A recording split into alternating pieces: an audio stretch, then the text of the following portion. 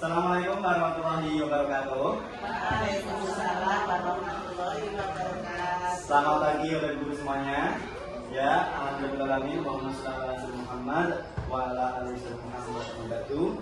Yang saya hormati Bu saat ini SPT selaku Kepala Sekolah SDN Karangkidul beserta rekan-rekan semuanya, keluarga besar daripada SDN Karangkidul yang terbaik. Pada pagi hari ini, kesempatan kali ini, saya akan melaporkan hasil orientasi P3K, pengenalan nilai dan etika instansi pemerintah bagi P3K, Dinas Pendidikan Kota Semarang tahun 2020. Sebelumnya, daripada P3K sendiri sudah melaksanakan orientasi secara klasikal beberapa tahap. Tahap yang pertama yaitu pelaksanaan secara Zoom, secara daring. Yang kedua, pelaksanaannya secara luring ataupun bertempat tatap muka langsung selama 2 hari, yaitu pada tanggal 7 sampai 8 Oktober tahun 2024. Dan tahap ketiga dilaksanakan secara di tempat tugas masing-masing. Ya, pada kesempatan pagi hari ini saya melaporkan hasil orientasinya sebagai berikut.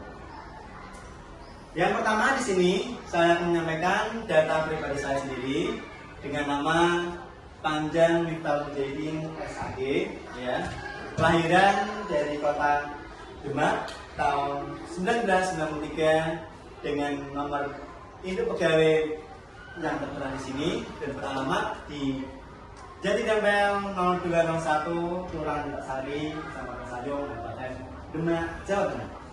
Ya, unit kita sendiri yaitu di SDN Karangkidul, Kecamatan Semarang Tengah, Kota Semarang. Dan PPD-nya yaitu Dinas Pendidikan Kota Semarang.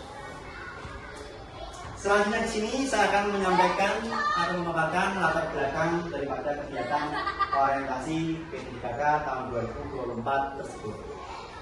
Di sini dipaparkan bahwasanya peran serta P3K dalam melaksanakan tugas pemerintah sehingga perlu dibekali materi pengenalan tugas dan fungsi ASN dan juga nilai dan etika yang berlaku pada instansi pemerintah. Hal ini dilakukan dalam bentuk orientasi bagi P3K agar dapat menjalankan tugasnya di dalam pemerintahan sesuai dengan nilai dan etika yang berlaku dengan baik dan benar sesuai dengan koridor ataupun peraturan perundang-undangan yang ada. Ya, apa sih maksud dan tujuannya dilaksanakan orientasi tersebut? Di sini yang pertama maksudnya yaitu pegawai pemerintah dengan perjanjian kerja atau disingkat dengan P3K adalah untuk membangun karakter dan juga integritas yang kuat dalam pelaksanaan tugas sebagai tenaga pendidik, tentunya itu yang berhubungan dengan dinas pendidikan. Tujuannya apa? Di sini sampaikan bahwasanya akan membentuk moralitas yang tinggi. Yang kedua, meningkatkan profesionalisme. Jadi dengan adanya orientasi tersebut diharapkan nanti akan terbentuk generasi-generasi atau individu-individu dari P3K tersebut. Yang pertama, bermoralitas tinggi. Yang kedua, nanti akan menjadikan individu tersebut menjadi seorang yang profesional di bidangnya sesuai dengan apa yang menjadi tugas dan kewajibannya untuk mendapatkan hasil yang terbaik di masa yang akan datang.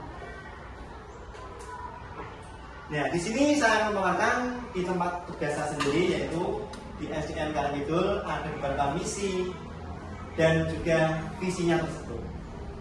Di sini SDN Karangkidul memiliki sebuah visi yaitu terwujudnya peserta didik yang takwa, beriman, berprestasi, terampil, disiplin, sehat jasmani dan rohani serta berbudi pekerti yang luhur. Itulah visi yang sudah dicanangkan daripada SDN Karangkidul. Di sini pastinya selain ada visi, tentu ada beberapa misi-misi yang ada di dalamnya. Di sini ada beberapa misi. Yang pertama yaitu meletakkan dasar ketakwaan kepada Tuhan Yang Maha Esa. Karena sebuah organisasi ataupun instansi itu memiliki visi dan misi tersebut diawali pastinya tentunya yang berhubungan dengan Tuhan Yang Maha Esa. Itulah puncak dari segala sebuah misi. Yang kedua nanti saat ini ada diiringi misi-misi selanjutnya. ataupun lanjutan dari misi tersebut. Yang kedua yaitu menumbuhkan semangat keunggulan secara intensif kepada seluruh warga sekolah. Selanjutnya ada menciptakan situasi pembelajaran yang aktif, inovatif, kreatif, dan menyenangkan atau singkat dengan Pak Ikam. Ya, itu singkatannya yang terkenal di dunia pendidikan. Selanjutnya ada membantu siswa untuk mengenal dirinya sehingga dapat dikembangkan secara optimal melalui program bimbingan konseling. Jadi diharapkan siswa akan menemukan jati dirinya nanti ke depannya. Seperti itu. Selanjutnya meningkatkan kedisiplinan kepada seluruh warga sekolah. Ya. Ada juga di sini misinya yaitu mengembangkan dan membina keterampilan siswa sesuai dengan bakat yang dimiliki oleh masing-masing siswa tersebut. Nanti akan dikembangkan cocoknya di mana, supaya kita fasilitasi di SMK itu. Ya.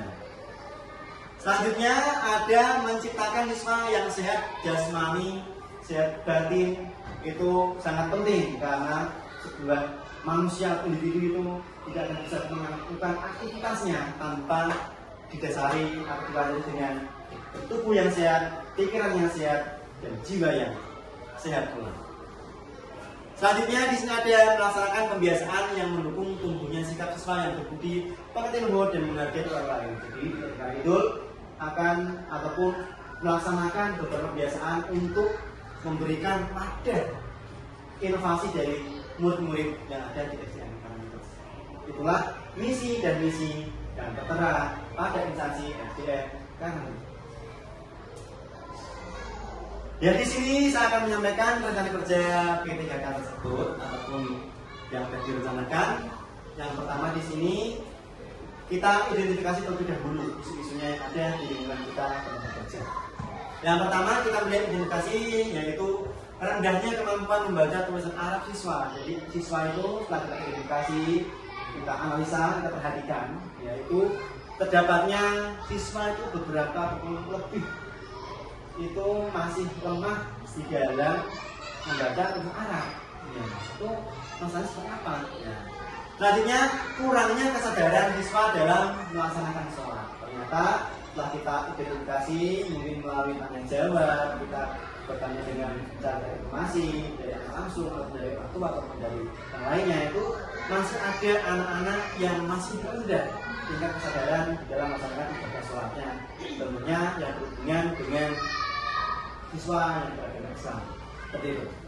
Di sini yang ketiga identifikasi kita yaitu kurangnya daya saing dari siswa. Setelah kita identifikasi ternyata anak-anak masih kurang untuk berdaya saing dalam proses pembelajaran. Masih belum ada motivasi untuk saling kompetisi, memberikan yang terbaik untuk dirinya, itu masih kurang. Tidak ada identifikasi. Nah, saat adanya identifikasi tersebut, lalu diambillah sebuah isu yang akan diangkat satu saja, yaitu kurangnya kesadaran siswa dalam melaksanakan sholat, yaitu isu yang diangkat pada rencana kerja P3K kali ini. Ya. Di sini gagasan yang diangkat judulnya yaitu peningkatan kesadaran sholat pada siswa dengan kesadaran Karimidul melalui gerakan Ayo Sholat. Itulah daripada gagasan yang diangkat dari adanya identifikasi diturunkan menjadi isu yang diangkat dan lahirlah kita ambil sebuah gagasan satu, yaitu peningkatan kesadaran sholat pada siswa itu melalui gerakan Ayo Sholat. Selanjutnya di sini dampak apa sih jika isu tersebut diselesaikan? Dampaknya apa? Nah, di sini prestasi keagamaan siswa akan menurun. Kenapa kok menurun? Karena tadi anak yang kurang sholatnya, kesadaran kurang, pasti prestasinya ibadahnya itu menurun untuk di ranah keagamaan. Ya, karena semua itu dilihat beberapa level ataupun beberapa ranah yang kita ambil dari mengenai keagamaan tersebut. Tujuannya apa? Siswa nanti akan menjadi religius dengan adanya gerakan sholat, lebih agamis, lebih takwa pada Allah lebih meningkat. Itulah tujuannya. Yang pertama. Kedua, nanti siswa akan menjadi lebih rajin di dalam pelaksanaan ibadah sholat yang dulunya malasan dengan adanya program tersebut, anak-anak mulai sadar, mulai penting ternyata adanya sholat seperti itu. Selanjutnya di sini siswa akan lebih terampil dalam ibadahnya, karena dengan adanya kegiatan sebelah siswa, pelaksanaan gerakan sholat itu nanti siswa yang dulunya belum bisa membaca dalam sholat, belum bisa terampil di dalam gerakan, masih kurang karena kurangnya teman-teman dari orang tua, dari keluarga. Nanti dengan adanya program tersebut, siswa akan menjadi lebih terampil dengan proses yang akan berjalan dengan seiringnya waktu. Yang selanjutnya akan menanamkan sifat jujur dan disiplin, karena dengan program tersebut sholat itu nanti akan menumbuhkan kejujuran kepada seorang siswa dan menjadi lebih disiplin di dalam menjalankan kehidupan sehari-hari. Karena ada korelasi hubungan orang yang rajin ibadah nanti akan menjadi pribadi yang disiplin menata kehidupannya di masa yang akan datang. Itulah tujuan yang akan dicapai daripada program tersebut. Selanjutnya di sini akan diambil dari permasalahan tadi, yaitu dengan judul upaya peningkatan kesadaran sholat melalui gerakan Ayo Sholat pada siswa SDN Karangmidul. Itulah judul diambil pada kesempatan kali ini. Rencananya apa saja di sini daripada rencana kerja PTKK tersebut? Yaitu yang pertama, menganalisis kebutuhan dan minat dalam aktivitas ibadah sholat pada siswa di SDN Karangmidul. Kita menganalisis kebutuhannya, kebutuhan apa saja dan minat siswanya tadi. Selanjutnya, kita juga membuat rencana jadwal pelaksanaan kegiatan sholat. Ada dijadwalkan seperti apa jadwalnya, apakah 1 tahun sekali sholatnya, apakah 5 bulan sekali, 1 semester sekali, apakah tiap minggu sekali, 2 minggu sekali, itu melalui jadwal pelaksanaan kegiatan sholat. Selanjutnya, menyediakan sarana prasarana untuk kesadaran sholat pada siswa di SDN Karangmidul. Pastinya di dalam sebuah kegiatan akan memerlukan yang namanya tempat atau sarana prasarana yang dibutuhkan. Nah, kita juga harus memfasilitasi tersebut. Selanjutnya, memfasilitasi rekan sejawat. Di sini tentunya rekan daripada Bapak Ibu semuanya, itu di dalam menerapkan gerakan Ayo Sholat di kelasnya masing-masing melalui koordinasi, kolaborasi, dan kerjasama di satuan pendidikan SDN Karangmidul. Di sini selanjutnya ada juga melakukan refleksi dan evaluasi sebagai bahan untuk perbaikan pada tahun berikutnya. Selalu dicanangkan, dilaksanakan sudah, dilaksanakan sudah. Nanti yang tahap selanjutnya itu adanya evaluasi refleksi, apa sih kekurangannya, yang ditambahkan apa, yang dikurangi apa, yang dihilangkan apa, yang disempurnakan apa, itu daripada refleksi dan evaluasi di tahap berikutnya. Itulah rencana kerja yang diambil dari isu-isu yang ada tadi. Nah, di sini adalah beberapa tahap-tahapannya. Ada 5 tahap yang saya ambil di sini. Itu tulisan yang pertama yaitu kegiatan di sini.